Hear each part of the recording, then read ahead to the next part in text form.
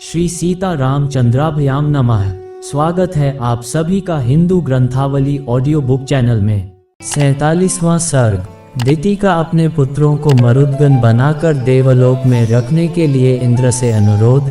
इंद्र द्वारा उसकी स्वीकृति। दिति के तपोवन में ही इक्ष्वाकु पुत्र विशाल द्वारा विशाला नगरी का निर्माण तथा वहां के तत्कालीन राजा सुमति द्वारा विश्वामित्र मुनि का सत्कार। इंद्र द्वारा अपने गर्भ के 7 टुकड़े कर दिए जाने पर देवी दिति को बड़ा दुख हुआ। वे दुर्धन वीर सहसाक्ष इंद्र से अनुनयपूर्वक बोली, देवेश बलसूदन, मेरे ही अपराध से इस गर्भ के 7 टुकड़े हुए हैं। इसमें तुम्हारा कोई दोष नहीं है। इस गर्भ को नष्ट करने के निमित्त तुमने जो क्रूरतापूर्ण कर्म किया है वह तुम्हारे और मेरे लिए भी जिस तरह प्रिय हो जाए, जैसे भी उसका परिणाम तुम्हारे और मेरे लिए सुखद हो जाए, वैसा उपाय मैं करना चाहती हूँ। मेरे गर्भ के वे 7 खंड 7 व्यक्ति होकर 7 मृदगणों के स्थानों का पालन करने वाले हो जाएं। बेटा, ये मेरे दिव्य रूपधारी पुत्र मारुत नाम से प्रसिद्ध होकर आकाश में जो सुविख्यात 7 वातस्कंद हैं उनमें विचरें। ऊपर जो 7 मरुद बताए गए हैं वे 7 के गण हैं। इस प्रकार 49 मरुद समझने चाहिए। इनमें से जो प्रथम गण है वह ब्रह्मलोक में विचरे, दूसरा इंद्रलोक में विचरण करे तथा तीसरा महायशस्वी मरुदगण दिव्य वायु के नाम से विख्यात हो अंतरिक्ष में बहा करे। सुरश्रेष्ठ, तुम्हारा कल्याण हो।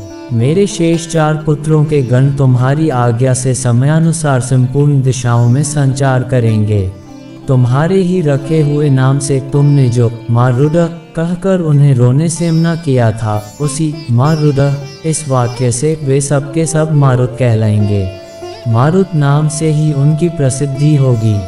दिति का वह वचन सुनकर बल दैत्य को मारने वाले सहस्राक्ष इंद्र ने हाथ जोड़कर यह बात कही, माँ तुम्हारा कल्याण हो।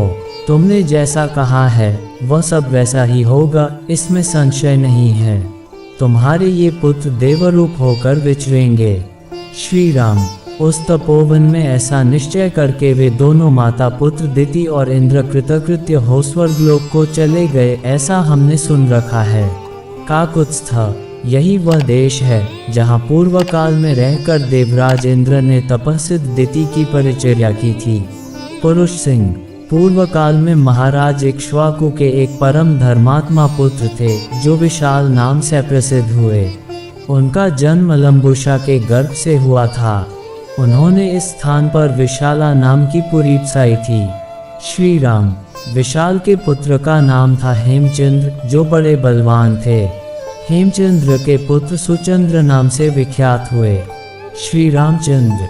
सुचंद्र के पुत्र घूर्नाश्व और घूमनाश्व के पुत्र संजय हुए। संजय के प्रतापी पुत्र श्रीमान सहदेव हुए। सहदेव के परम धर्मात्मा पुत्र का नाम कुशाश्च था। कुशाश्च के महातेजस्वी पुत्र प्रतापी सोमदत्त हुए और सोमदत्त के पुत्र काकुत्स्थ नाम से विख्यात हुए। काकुत्स्थ के महातेजस्वी पुत्र सुमति नाम से प्रसिद्ध हैं, जो परम कांतिमान एवं दुर्जय वीर हैं। वे ही इस समय इस पुरी में निवास करते हैं। महाराज इक्ष्वाकु के प्रसाद से विशाला के सभी नरेश दीर्घायु, महात्मा, पराक्रमी और परम धार्मिक होते आए हैं। नरश्रेष्ठ, आज एक रात हम लोग यहीं सुखपूर्वक शयन करेंगे, फिर कल प्रातःकाल यहाँ से चलकर तुम मिथिला में राजा जनक का दर्शन करोगे। नरेशों में श्रेष्ठ, महातेजस्वी, महायशस्वी राजा सुमति विश्वामित्र जी को पुरी के समीप आया हुआ सुनकर उनकी अगवानी के लिए स्वयं आए।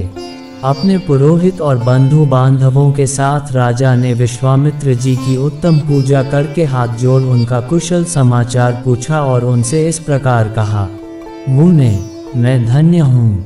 आपका मुझ पर बड़ा अनुग्रह है, क्योंकि आपने स्वयं मेरे राज्य में धरकर मुझे दर्शन दिया। इस समय मुझसे बढ़कर धन्य पुरुष दूसरा कोई नहीं है। इस प्रकार श्री वाल्मीकि निर्मित आर्ष रामायण आदि काव्य के बालकांड में 47वां सर्ग पूरा हुआ। 47।